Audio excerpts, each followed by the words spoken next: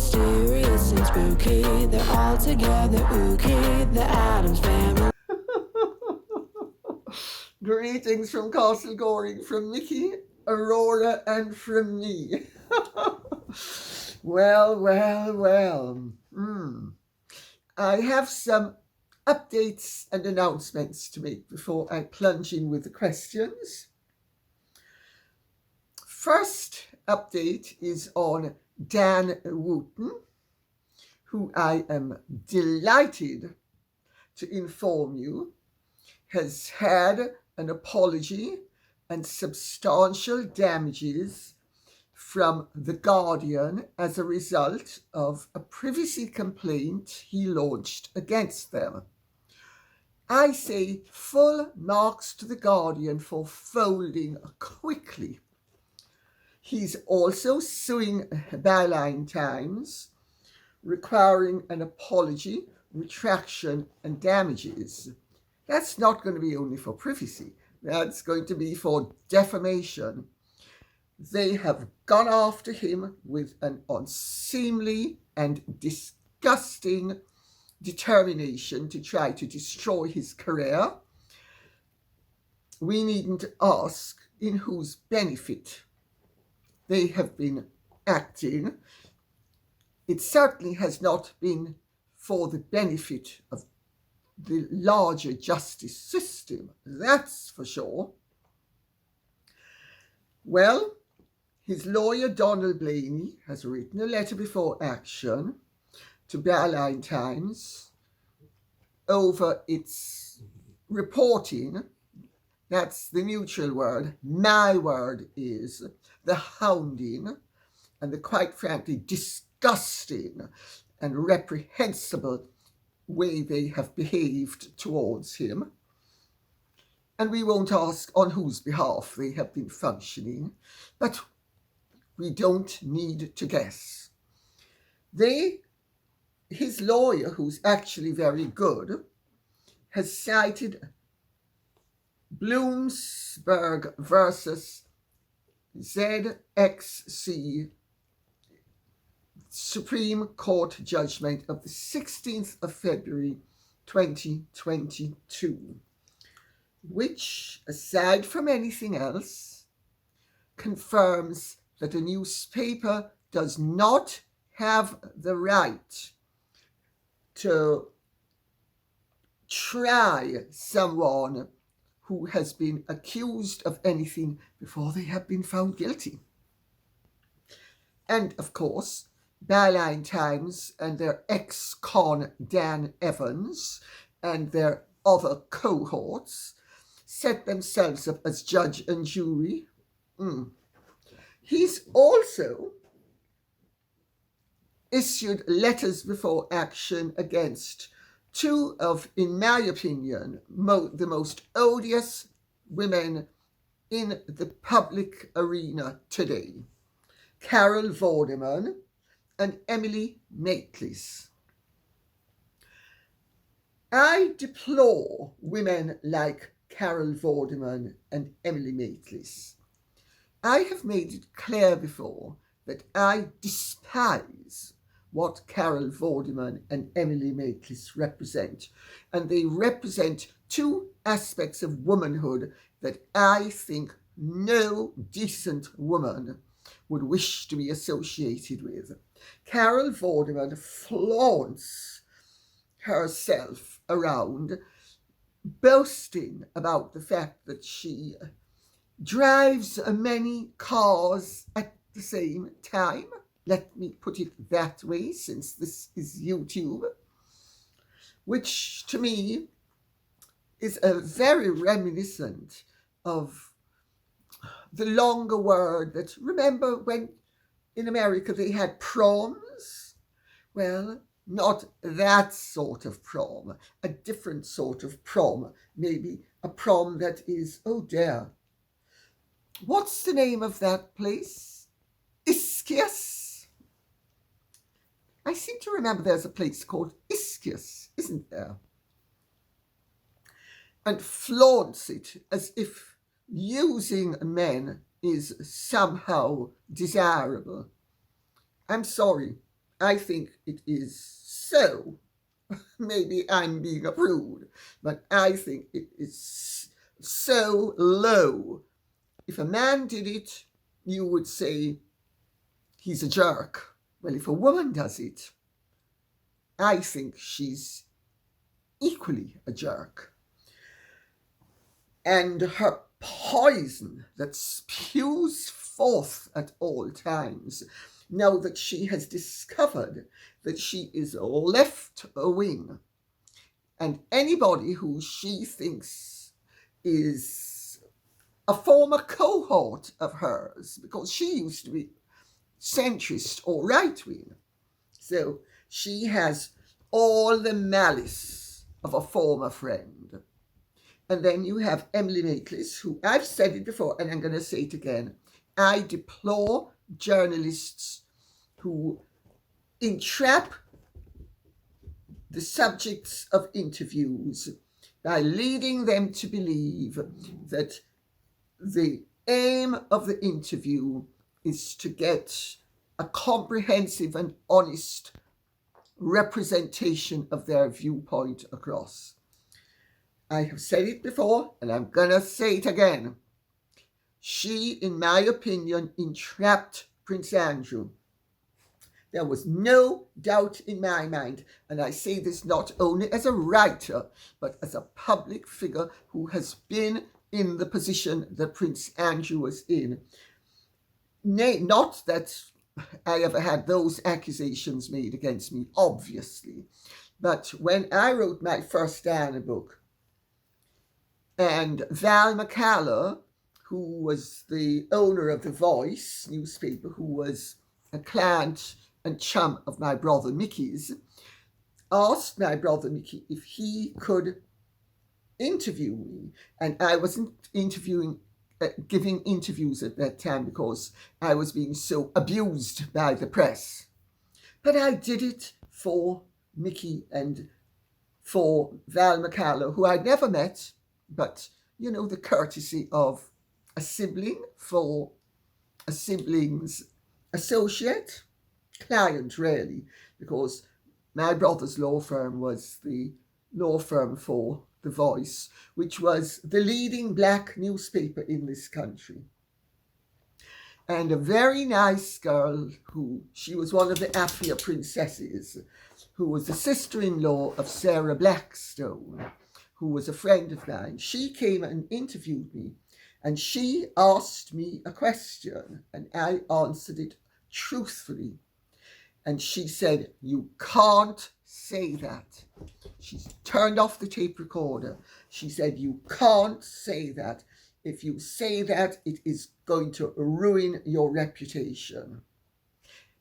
It was a perfectly innocent and anodyne comment, I thought, but she saw the potential for damage. That's what Emily Maitlis should have done, and I don't care who says that she should have run with the interview.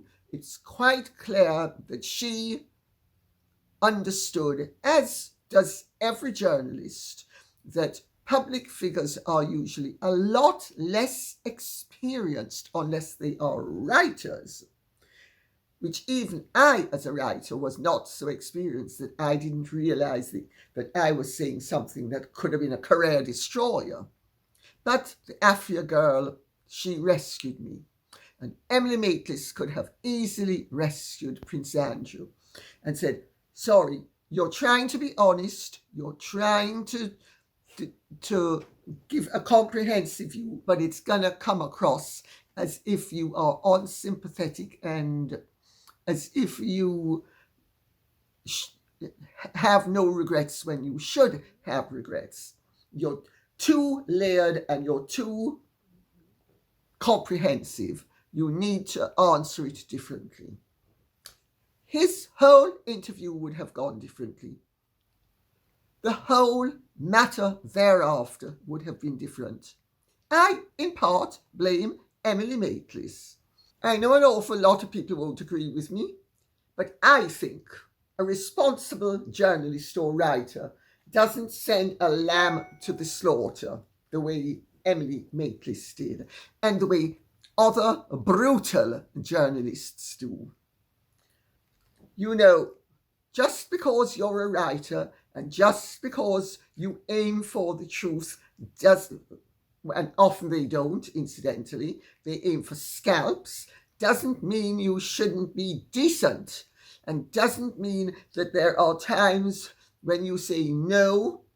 That is the wrong way of presenting the truth. There are many ways of speaking the truth. And it was obvious to me that Prince Andrew was trying to be honest and that he didn't have the expertise, the intelligence, or indeed the nous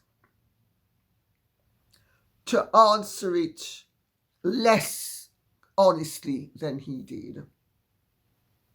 Sorry, I think she is deplorable, and she has said and done things that I think are pointlessly aggressive and nasty. Now, yeah, I have some skin in this game because I have been abused over the years by the press, and I don't take kindly to journalists who build their reputation off the cuts that they have inflicted upon public figures quite needlessly. I do not believe that this degree of vulgarity and sensationalism is ever called for. And if I can say that when some people say I'm extremely controversial, well, you know that what I'm saying has got to be both true and fair.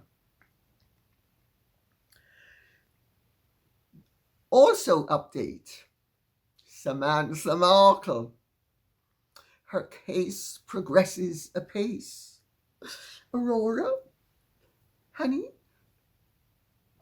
are you going to shed one tear from your left eye when that ghastly Meghan and her dolt of a husband, Harry, have to cry through both eyes? Because they are going to be deposed. And they're not only going to be deposed in terms of a deposition legally, they're going to be deposed in terms of exiled, stood down, absolutely, as a result of being what they are. That continues apace, thank God. Yes, baby. And we are going to end on a very sad matter, which I have so far avoided addressing, but now that it has entered the public domain, I feel obliged to address it. But that will be the very last question today. Okay? So, and it's got to do with the lovely Ella Kingston, Lady Gabriella Windsor that was.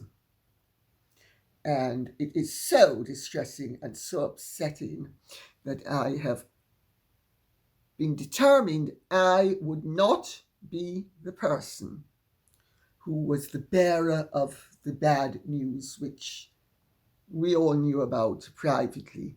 You see, one can actually still be a decent person and actually even convey information in such a way that people can read between the lines if they choose to and behave with compassion. So, first question is from Julia Getman, and we now delve into rather more colourful and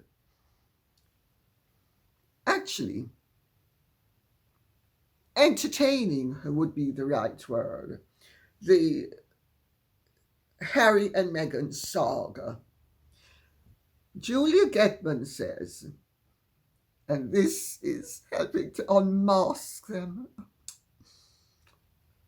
for what they are. I think actually they should start a publication with Emily Maitlis and Carol Vorderman. Julia Getman says, I requested clarification on the matter to the police commissioner, in reference, of course, to the catastrophic car chase. Also did a FOIA, F-O-I-A, I don't know what that is. I keep on saying anagrams get me every time, but I get the message. Also did a FOIA request regarding the December 6th letter, which of course was the letter that the Harry and Meghan's lawyers submitted to the court with regard to the near catastrophic car chase. We were so terrified. We were so afraid that we didn't even bother to put on our seatbelts. Regarding the December the 6th letter, and attached the JPEG requesting for it to be authenticated, and the response I just received about that letter was, a diligent search for records responsive to your request did not locate any such records. Accordingly, your request is denied. This is very relevant. I'm going to now read out a second question, and then I am going to address the information that I have received from my own investigations and the investigations of a very trusted person who has provided me with invaluable information regarding Meghan and Harry's activities, invariably on the nose and absolutely accurate, because it is a true professional. So, Paul Donnan says, Harry lost even with his gaslighting about the paparazzi car chase in New York City. There weren't any arrests, and there aren't going to be any. It never happened the way that Harry and Meghan made out. Just ridiculous. Well, it's absolutely well observed, Paul Donham. I am going to make one or two observations. John Hart is not, according to the NYPD official information, the chief of intelligence, and he never was. Therefore, how an official letter could have a false identifying factor is quite a mystery. But we're going to get to that in a while. Let me read out some of what I have received. From the NYPD to a person at the Met's Counter-Terrorist Command, I have found out by checking that the person to whom it is addressed did not have the rank designated in the letter. Richard Smith, was appointed commander of the Met's Counter-Terrorism Command in 2019 and was last identified publicly as its head in February 2023. The current head, appointed some time ago, I do not know how long, is someone entirely different, Dom Murphy. In December 2023, the date of the letter, Richard Smith was still a commander or retired commander. He could not be addressed as chief superintendent. There is no record of him being demoted. Harry and Meghan and their people are obsessed with their rank, but nobody else is. Doesn't that tell you something? There are other things wrong with the letter, which include: 1, it is from a person who does not hold the rank ascribed to him in it. 2. It is not on the correct letterhead. 3. The font looks very different from other NYPD letters. The letter is being used by the Markles as evidence that the NYPD had chargeable evidence against 2 paparazzi arising from the New York car chase. 80 miles an hour in the middle of Manhattan for 2 hours. And not anybody or anything disturbed, no arrests made, but let me not interject. The letter was used by Harry, the dickhead. You can see the opinion this person has of him in his security case against the Home Office as evidence that his life was threatened by the behavior of the Paps. The whole thing stinks. As an experienced professional with experience in forensics and examination of documents, I have my deepest suspicions about this letter. It is the sort of ruse that a character in Suits might come up with to steal a march over colleagues and impress the leading character. Then it continues. The document, in my view, there are 2 alternatives. 1, the document is a tampered version of a genuine one which has been correctly disclosed to the court. A comparison between that and this concoction would show up the latter. The purpose of the concoction is to deceive the gullible in the press and the worldwide general public. William Morris' endeavour would have nothing to do with such a scam. It has been entirely devised elsewhere, and it is possible that it was even devised in California. The document number 2, the alternative view, the document is a forgery which was submitted through Harry's lawyers to the court. If this is the case, all parties to the fraud are in the deepest trouble, and publicity of this fraud will bring that trouble onto their heads very rapidly. I do not think number 2, the second alternative, that it is a forgery, is likely, since it would require the collusion of Harry's legal team as well as his, though not he is necessarily capable of devising such a document, his input and that of his wife. My inclination is to number 1.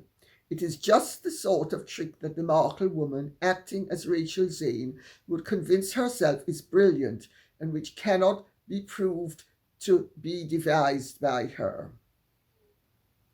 Well, there we have it. Yet again, Harry and Meghan have positioned themselves worldwide with more questions than answers as a result of their activities. What is also interesting is that, and this now comes from America, from a person of color in America, New York actually. Isn't it peculiar, if this is genuine, that Mayor Eric Adams, who is black, gets up on television at the time of the incident and says that there has been an investigation and that basically none of what Harry and Meghan said happened.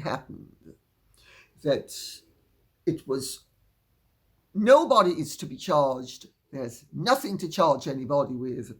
And he doesn't believe it happened the way they said it happened, which of course was pure, totally credible. because the fact of the matter is you can't have a high-speed car chase of 8, much less 80 miles an hour in Manhattan for 2 hours. I went to school in Manhattan. I lived in Manhattan on and off for 7 years. The whole thing's ludicrous. And anybody who's been to Manhattan for even 20 minutes knows it's ludicrous.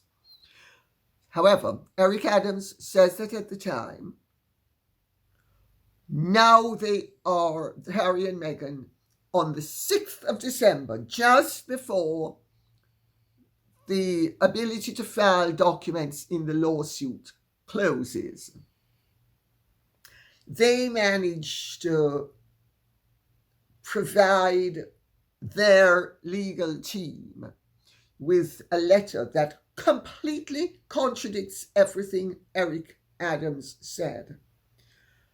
However, and the letter also implies, as well as almost states in more absolute terms, that there was evidence to arrest 2 of the paparazzi, but nobody has been arrested. Is this an admission of the fact that the New York Police Department is inept, and that when there is a catastrophic car chase endangering the life of not only a British prince and his absolutely ravishingly beautiful wife who's never had any plastic surgery at all, and her mother, and the 3 of them are so composed that they're busy sitting in a cab, a yellow cab, without any protection at all, without seatbelts during this car chase. Well, none of it adds up, none of it makes sense. And a person of colour told me that they do not believe that Eric Adams would have sent that letter, but if he did, it is an unacceptable playing of the colour card, because there is no way that that letter would have been sent had Meghan and her mother not been people of colour. Whether that is true or not, I don't know. I am not American. I have not lived in America for 50 years now.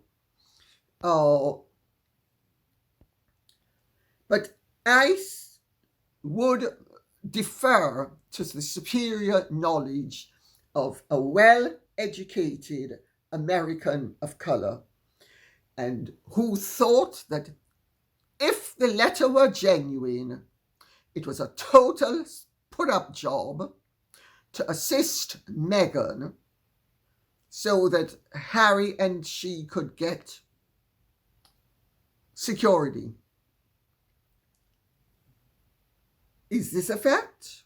Who knows?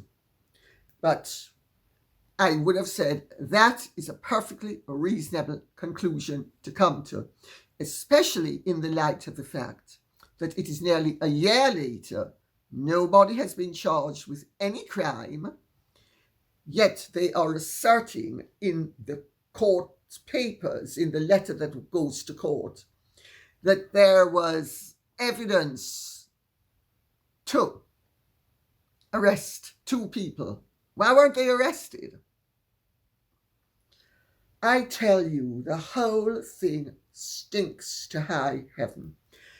Yet again, anything to do with Harry and Meghan turns out to be convoluted and really almost, but I don't want to use the word that I was going to use. I will say supremely distasteful, and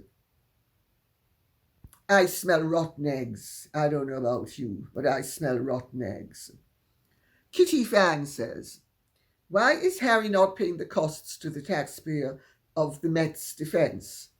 He should be assessed costs. The taxpayer shouldn't have to suffer this bill. Kitty family don't have to suffer the bill. Costs will be awarded against Harry, and Harry will have to pay for the costs of the other side, where Harry's burden on the public purse becomes undeniable is the hundreds of thousands of pounds and the thousands of man hours and maybe even millions of pounds that he has cost the taxpayer by tying up that money for the length of time he did.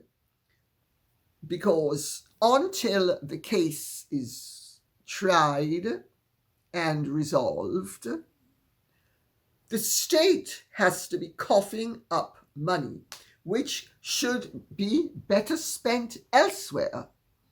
You know, I don't know of any state that is so rich that it can afford to fritter away money on a vexatious litigation by a vexed and deluded prince. But no, he'll have to pay.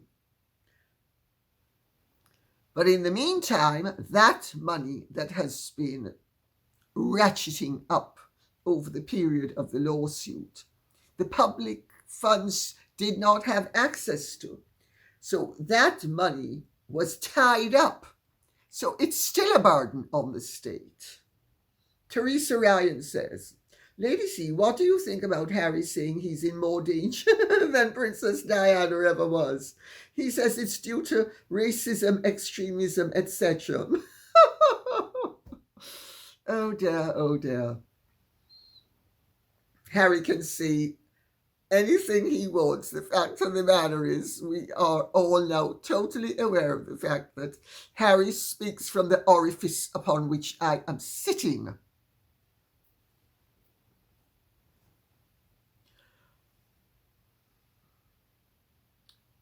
Diana was never in danger from the public.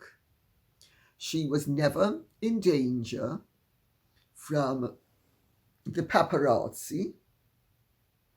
Had she given them the pictures that they wanted? And remember, she's the one who used to phone them to tip them off where she was going to be.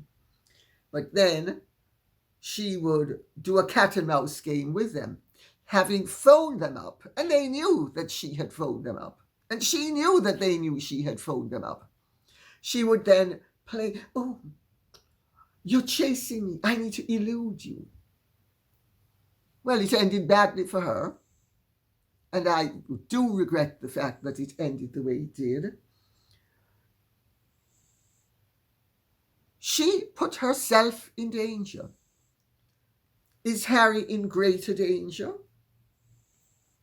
So what if he is? He's put himself in it.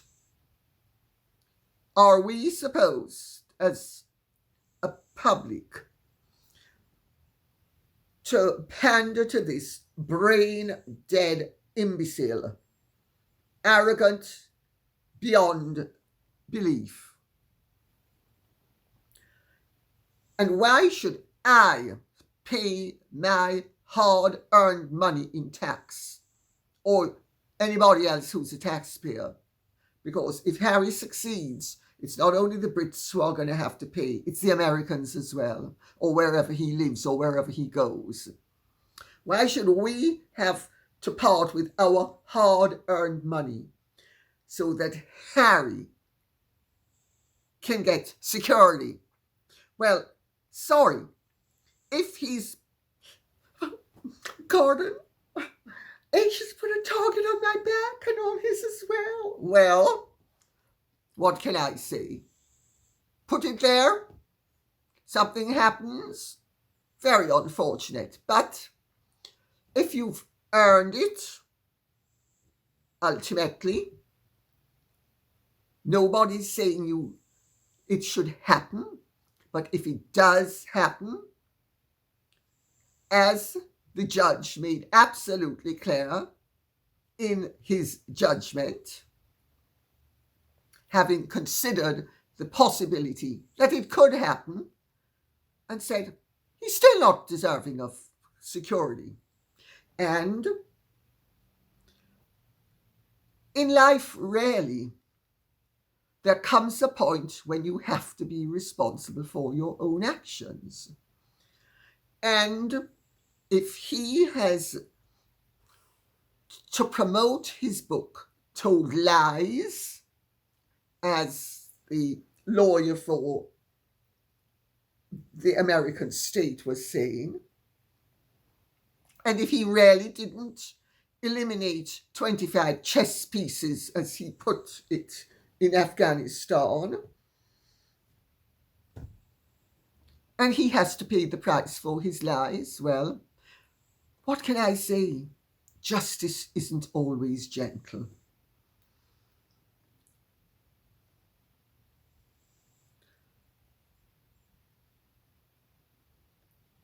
I don't think Harry's in any great danger, and if he is, c'est la vie.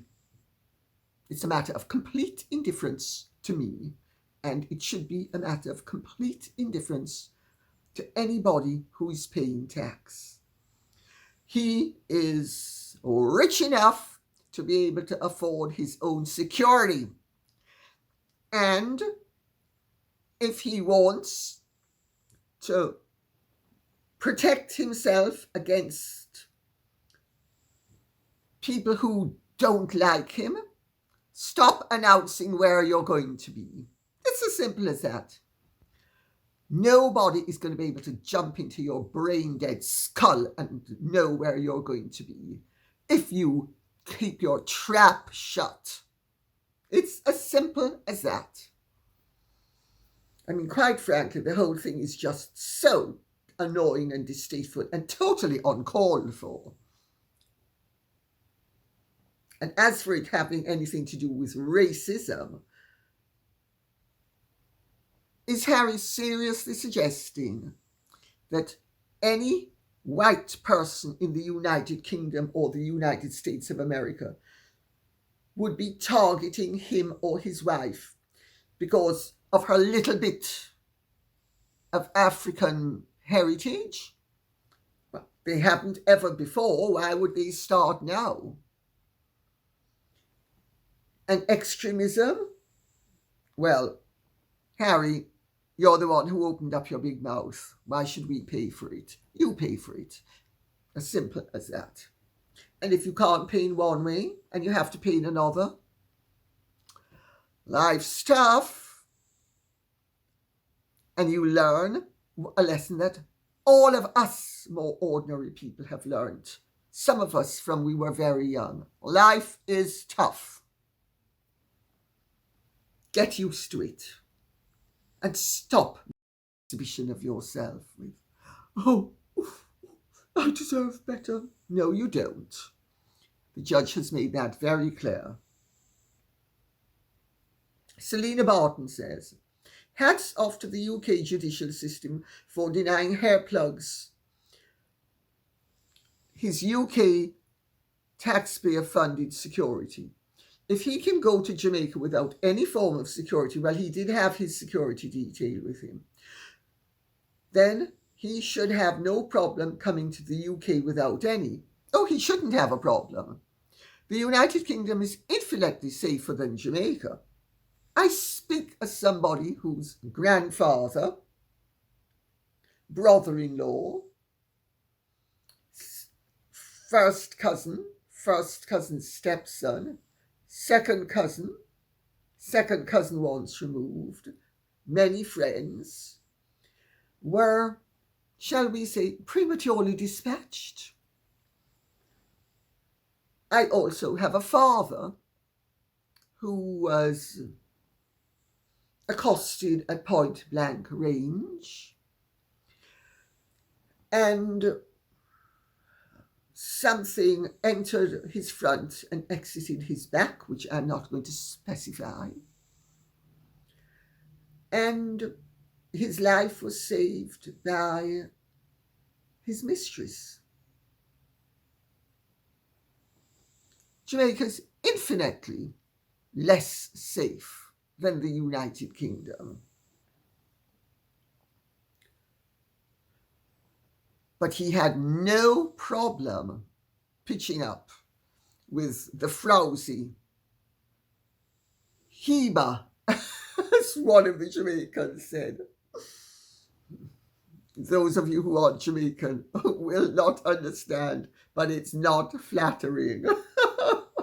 And I think it's entirely due to the fact that they completely disapproved of the fact that there was this woman of colour now bronzing up, having previously posed as white. Jamaicans don't like that sort of thing.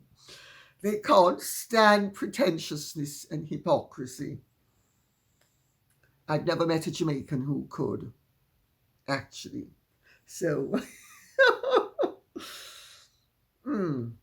Selena Barton, you're absolutely right. If they could have gone to Jamaica, even with their one dugu security guy, which is what they did.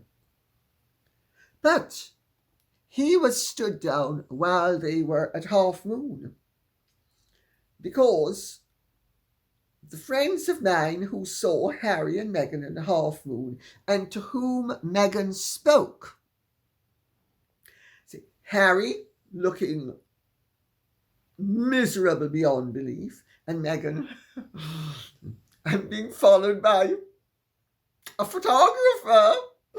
Hello. Oh, I'm being very gracious. I'm a royal duchess, you know. This to somebody who married into one of the main banking families in the United States of America. Jamaican, by the way. And, I mean, see, and, you know, I mean, there's this woman. And that was just one of the many people who thought that this woman. But no security. So he was stood down, obviously resting, while Meghan and Harry were being photographed on the beach, because they were coming from the beach with the photographer, going up to the Eclipse Hotel, which is a part of Half Moon. Liz Hodges said, is the UK system similar to the US? That is, in the US, if a loser wants to appeal, they must first pay costs outstanding from the lost court case. Then front up a percentage of the appeal in escrow to provide the court with security in case they lose the appeal. I hope he gets drained of his dollars before an appeal can happen. Would serve him right. They're bleeding money left, right, and centre. One tail left eye. Oh, it's so awful. How am I going to survive, Gordon? How am I going to survive? We even have a mortgage on our house. I mean, I really just need a $40 million house in Beverly Hills or Bel Air. Please, Gordon, please, please. I've got a target on my back. Please. Some nice billionaire rescue me. Please. Well, in the United Kingdom, if you lose, you have to pay your court costs and the opponent's court costs as they are assessed by the court. If you can't be agreed, it's disputed, and a costs judge will then make the determination. You have to pay.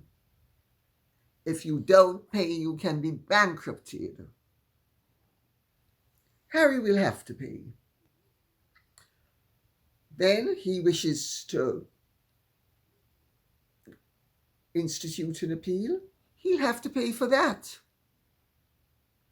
one tail left eye. So sad. Just to think of all the all those fabulous pieces of Cartier that I can buy for fabulous sums of money. $3,000, $5,000. Oh, I'm so classy. And I'm not going to be able to do that. Well, sweetie pie, why don't you go down to Canal Street, and if they still sell knockoffs, get yourself a few. Failing which, I'm sure you can come up with somewhere that will give you the benefit of the knockoff. Then you can say, I'm so classy. I'm wearing real fakes. Does that sound like me? I wonder why it does. Martha says, Dear Lady C, do you think Harry was duped by Meghan Markle? He was a popular and well-loved member of the royal family and had good relations with William and Kate. All that changed when me again came on the scene. She certainly bedazzled him, and she certainly had him in her thrall. And as I said at the very outset, and when I said it in my book, all the idiots who are now saying the same thing, I'm referring to the journalists and royal correspondents, were outraged that I had dared to say something like that. Well, they're all saying it now. Did she dupe him? Does the sun rise in the east and set in the west? But Harry was hungry for love. He was hungry to find himself a woman who would want to be with him. The problem is all the good women that he had ultimately didn't want to be with him. They didn't think he was worth the effort. They didn't think he was good enough for them. Well, he found himself flotsam and jetsam. And flotsam and jetsam and he have been floating down the river. And they're going to end up in the rapids if they haven't reached them yet. I think this is a story of true malignancy. I think it's a tragedy, but I think it's also a cautionary tale. Laura LD says, if it's of interest to anyone, because I know Lady C knows, King Constantine was also Queen Sophia of Spain's brother, and so the uncle of King Felipe, as he is Felipe de Bourbon y Grecia. The end of the monarchy in Greece was a good example for Spain in our transition years, and I think the experience of Queen Sophie was useful for King Juan Carlos, especially during the failed coup d'etat of 1981. Very well observed, Laura. Very well observed. Queen Sophia of Spain, Sophie privately, is a very astute and bright woman, and King Juan Carlos was a very astute and bright man, or is, or was. I mean, he certainly hadn't had a fall from grace, but that was really due to his pre-epic nature.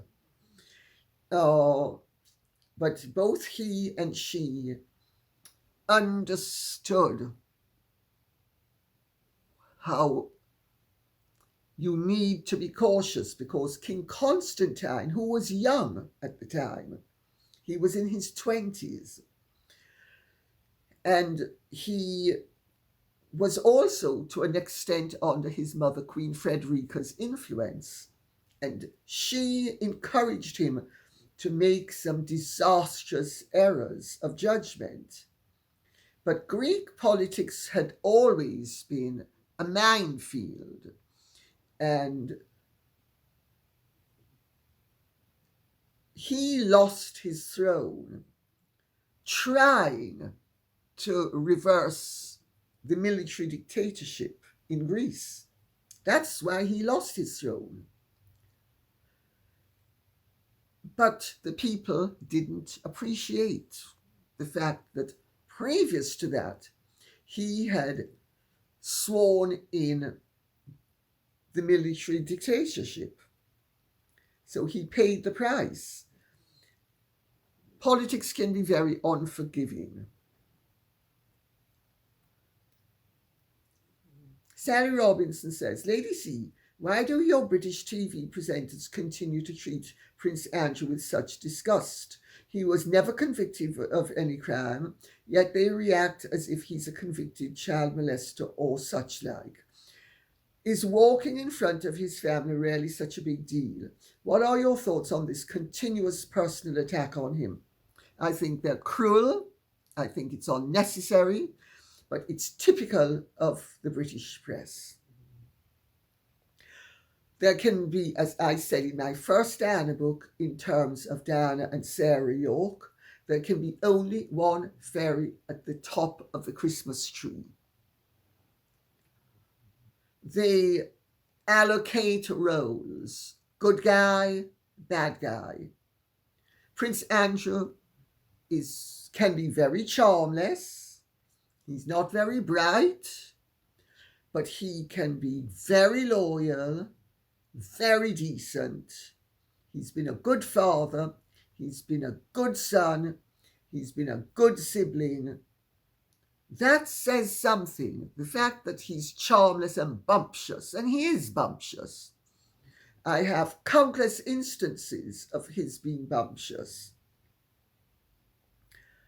That has made it very easy for the press to dislike him and run with him with their vitriol. I don't think it's fair, and I don't say this because he is a prince.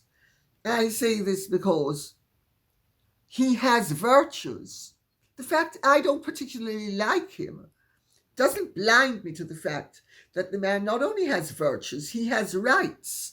He was a genuine war hero. He preserved his mother's jubilee by falling on his sword, figuratively speaking. Something I wouldn't need to say, but on YouTube I think I'd better say it. So it's not because I don't think that all of you will get the illusion. It's just that one needs to be very careful. And I think it is symptomatic of the British press. And there's no doubt the British press can be very nasty and can be very unfair. It just so happens they're unfair with Andrew, but they're fair with Meghan and Harry. Because Meghan and Harry give them enough material for them to have a go. But even then, they have been far more hesitant with Meghan and Harry, and they're far more willing and to be obliging with Meghan and Harry than they have ever been with Prince Andrew. They've had it in for him from he was very young, and this could also account for why he's so bumptious. Because if you are reviled constantly and unfairly, maybe you become defensive. Although I don't actually think that's the reason. I think he's just bumptious. So I hope that answers the question. Patricia Vermette says, Dear Lady C, I've just come across a video of Professor, and I'm not mentioning the name, and he's saying some not so good things about you. over the fence gossip, he said, and as he talked about Harry and his New York cop chase, Mr., and she mentions his surname, seemed quite defensive of Harry. What do you say about this guy? You are one of many people who brought this to my attention. Thank you very much. I appreciate your concern. I had a look. I mean, first of all, I had to stop looking because my girls were beside me and the man looked so filthy and he was in such an unkempt room with, it looked like a poser's idea of what an academic's studio should look like. In fact, it looked like a flea-ridden dump, and he looked as if he had fleas. So I had to shut it down because I was nervous that the fleas would jump out of the screen onto my girls. And since they'd just been nicely bathed and smelling sweet, and I thought, no. So to be quite serious, the man is an idiot.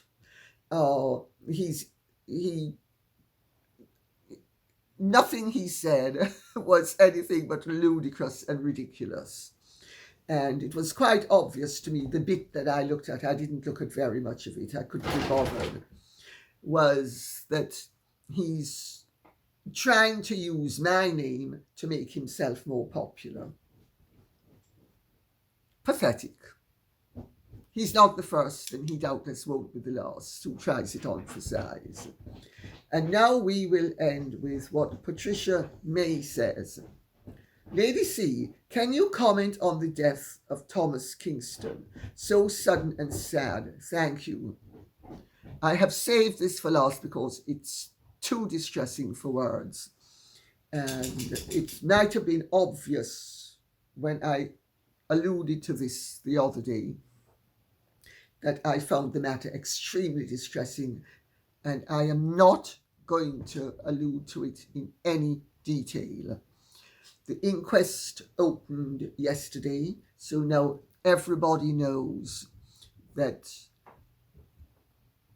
he died as a result of an extremely depressed moment, let's put it that way. And it is a tragedy. It's a tragedy for the Kingston family. It is a tragedy for Ella. It is a tragedy for the whole of her family and his family. The whole thing is a genuine tragedy. Everybody who knew him sang his praises and said he was the most wonderful person. And the other day when I said that how energized he was, this was a way of saying that he was, when people do what he did, it's usually everything comes together. And I know this because many years ago, I think it was 1981, I met an expert on murder and, shall we say, since this is YouTube, self-harm. And he said that if you're dealing with a psychopath, it's one thing. But if you're dealing with ordinary people, whether it is a murder or the personal equivalent, everything comes together for one moment. And if something changed, one little detail like the phone rang or somebody knocked on the door, you wouldn't have that outcome. And, somebody who was as energized and decent and reliable and trustworthy, he had a wonderful character, and people like that sometimes take on too much and they burn themselves out. And I think we should have a lot of compassion, and I don't think we should focus anymore on this. I find the whole thing extremely distressing. Anybody with a heart would have to, because they were such a beautiful, lovely young couple. And he was such a lovely young man. I mean, hostage negotiator, utterly fearless, utterly. But this is what I was trying to hint at the other day. Somebody who is so positive and energized, they can hit the buffers. I know this because many years ago, a friend of mine called Lady Serena Bridgman went that way. And after the memorial service, my dog's husband and his mother came to visit. And Jane, who was the mother of Timothy, it turned out she was a grief counselor specializing in this sort of cause of death. And she said,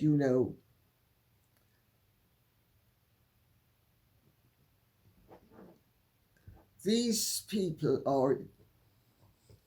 can be lovely, wonderful, nice, decent people, and they just lose their battle for life, is how she put it. They lose their battle for life. I think the whole thing is too dreadful for words, and I don't think I should say any more. And I think we should all pray for dear sweet Ella, his family as well.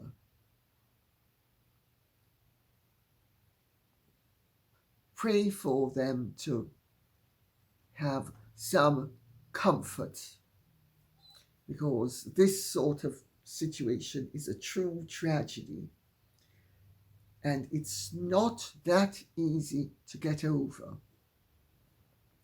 And on that note, I will say thank you very much for listening.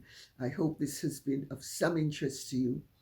If it has, please keep the questions and comments coming in, so I will know what you would like us to be speaking about. Okay? Thank you so much. God bless and goodbye. And if you have truly enjoyed this, would you care to like, share, subscribe, press the notification bell, and take good care. Bye-bye.